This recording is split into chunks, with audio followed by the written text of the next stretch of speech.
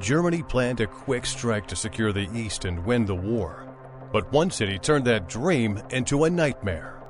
And as Hitler split his forces and underestimated Soviet resilience, disaster brewed in the snow. The battle that was meant to bring victory became Germany's greatest defeat.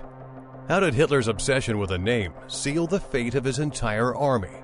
This is how Stalingrad crushed Germany forever.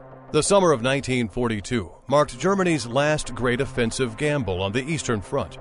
Operation Blau launched with devastating force. German panzers racing across the Russian steppes like steel thunder. The initial weeks witnessed spectacular success that rivaled the early Blitzkrieg victories in France and Poland. Entire Soviet armies dissolved before the German advance.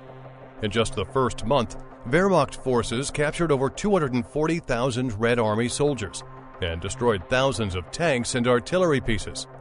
The Don River crossings fell rapidly, opening the path to the Volga. Wehrmacht commanders celebrated these early victories, believing the Red Army was finally collapsing under sustained pressure. German intelligence reports suggested Soviet reserves were nearly exhausted. The oil fields of the Caucasus promised the fuel resources that could sustain Hitler's war machine indefinitely. Field commanders requested permission to concentrate all available forces for the final push southward. But then came Hitler's fateful decision that would doom his entire army. Hitler's Directive No. 45, issued on July 23, 1942, changed everything in ways that would prove catastrophic. What began as Operation Blau, a focused strike toward the oil-rich Caucasus region, suddenly transformed into a dual-pronged offensive of staggering ambition. Army Group A, under Field Marshal Wilhelm List, would continue the advance south towards Baku and the Caucasus oil fields. Simultaneously, Army Group B, commanded by General Maximilian von Weichs, would wheel northeast to capture Stalingrad on the Volga River. This division of effort violated fundamental military principles that German officers had learned since the days of the Clausewitz. The Wehrmacht's greatest strength lay in concentrating overwhelming force at decisive points, achieving local superiority that could shatter enemy resistance. Now, Hitler was demanding the exact opposite, splitting already stretched forces between two equally critical objectives separated by hundreds of miles of hostile territory. The implications became immediately apparent to experienced commanders. Army Groups A and B could no longer provide mutual support when either faced serious resistance. Supply lines, already strained across the vast distances of the Eastern Front, would be stretched beyond their breaking point. Reserve forces would have to be divided, weakening both offensives. Most critically, if either army group encountered unexpected Soviet resistance, the other would be unable to assist. But why was Hitler so obsessed with this particular city that he was willing to risk everything? What made Stalingrad so important that it would consume an entire army? The answer wasn't just about strategy, it was about ego too. Stalingrad bore Stalin's name, making it a symbol of Soviet power. More practically, the city controlled the vital Volga River, the lifeline connecting central Russia to the Caucasus oil fields. Capturing Stalingrad would sever this artery, crippling Soviet logistics while opening the path to the energy resources Germany desperately needed. Hitler saw it as the key to winning the war in the East. German forces initially swept forward with characteristic Blitzkrieg efficiency. By August 1942, they had reached the outskirts of Stalingrad. The Luftwaffe unleashed hell upon the city, dropping over 1,000 tons of bombs in a single day. Buildings collapsed, fires raged, and the city became a moonscape of twisted metal and rubble. German commanders celebrated, believing the bombardment had crushed Soviet resistance. They couldn't have been more wrong. The destruction the Germans had wrought became their greatest enemy. The rubble-strewn streets nullified their tanks' mobility. Snipers lurked in every destroyed building. Close-quarters combat replaced sweeping maneuvers. This was exactly the kind of fighting where Soviet forces excelled, and German tactical superiority meant nothing. Soviet General Vasily Choykov transformed the 62nd Army into a close combat killing machine.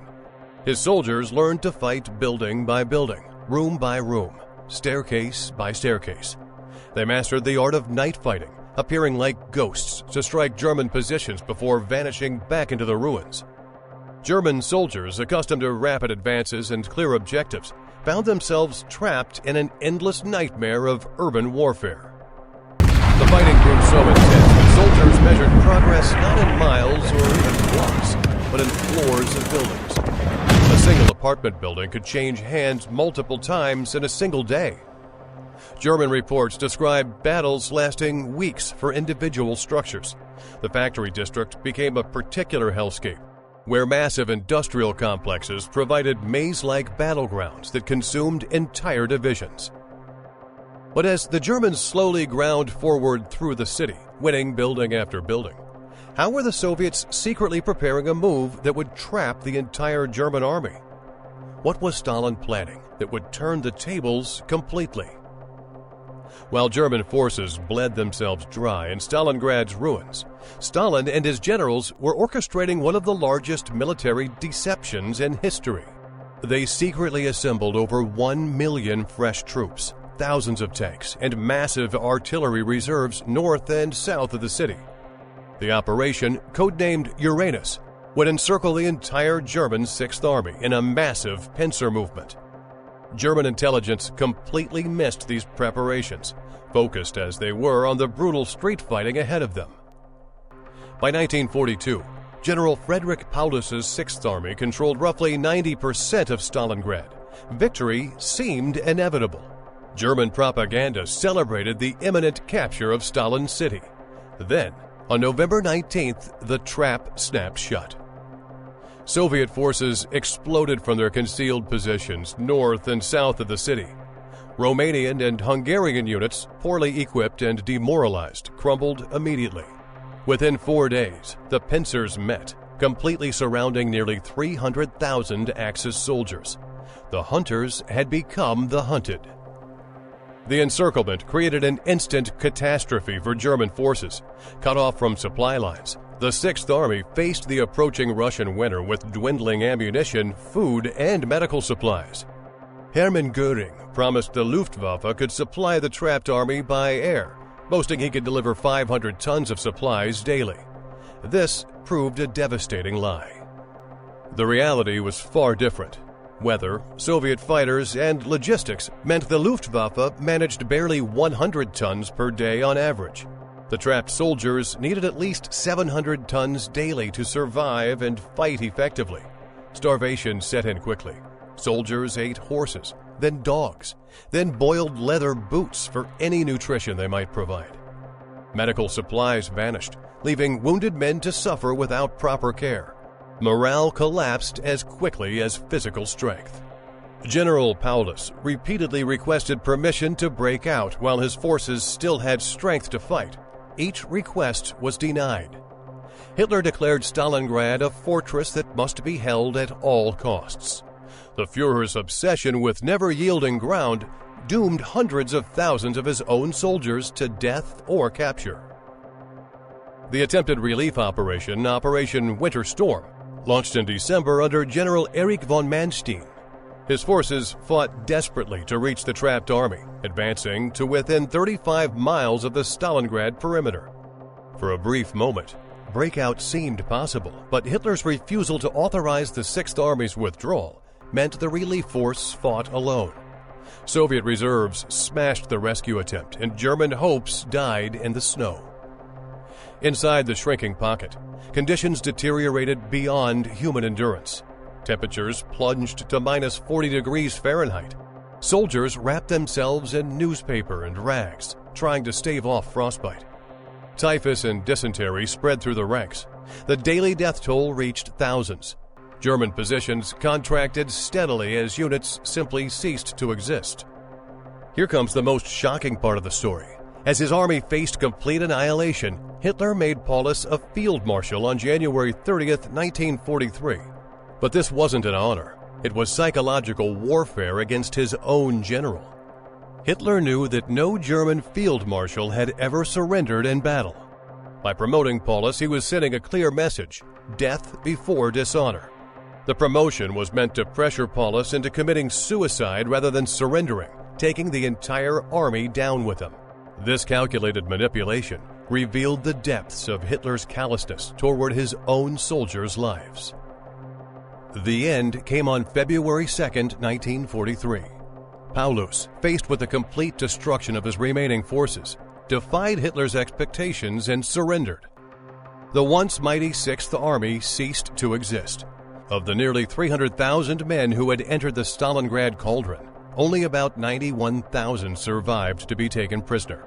Of these prisoners, fewer than 6,000 would ever see Germany again. The psychological impact of Stalingrad's fall reverberated throughout Germany and the world. For the first time, Nazi propaganda could not spin a defeat into victory. Joseph Goebbels declared total war in a desperate attempt to rally the German people, but the myth of German invincibility lay shattered in Stalingrad's ruins. Allied morale soared while Axis partners began to question their allegiance to a clearly weakening Germany. The strategic consequences proved even more devastating than the immediate losses. The German army never recovered from the blow. Stalingrad consumed not just the Sixth Army, but also significant portions of Army Groups A and B. Over 600,000 Axis casualties in total marked the beginning of Germany's irreversible retreat on the Eastern Front. More critically, the initiative permanently shifted to the Soviet Union.